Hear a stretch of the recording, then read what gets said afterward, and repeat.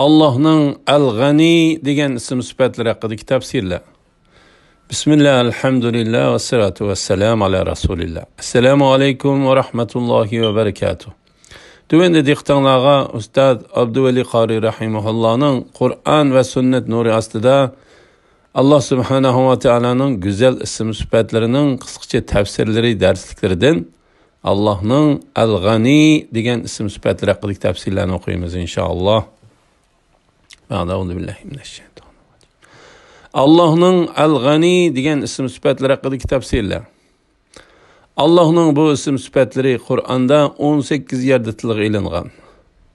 Yani Sure Fatir 15. ayetide tercümesi: Ey insanlar, sizler Allah'a muhtaçsizlar. Allah hemmeden bir hacettir, medhiye layıktır. Al-Gani özünün zatıda, süptide, peynlerde hiç kimge bağlanmasdan muhtaç bulmagan zat demektir. Allah Subhanahu ve Teala Kur'an-ı Kerim'de hazır okup ötkünümüzdeki Sure Fatir 15. ayetide tercümesi: Ey insanlar, sizler Allah'a muhtaçsizlar. Allah hemmeden bir hacettir, medhiyege layıktır.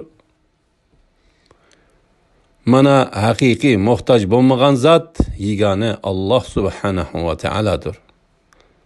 Ben de Al-Gani süptini bilgendin keyin bendilerge muhtaç bulmaslıkka hareket kılış gerek.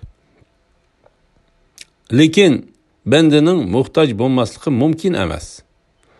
Muhtaç boludu. Ama şeriat dairesinde muhtaç boluş gerek.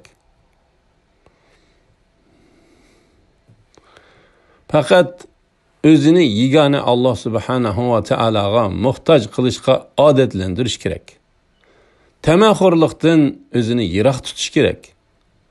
Mana bundak kişiler Al-Gani süptidin özüge ölüş acırtıp ağan kişiler hesaplandı. Kur'an ve hadislerde Allah Subhanahu ve Teala'nın bu isim süpetleri alakadar tüvendeki mezmunlar tilga ilingan. Hadislerden tercümesi Peygamber aleyhissalatu vesselam mundaq degan: Hakiki bay kişi degan meli köp kişi emas, belki ruhi baylığı mol bo'lgan kişidir. Buxoriy 6946, Muslim 2967 numaralı hadis.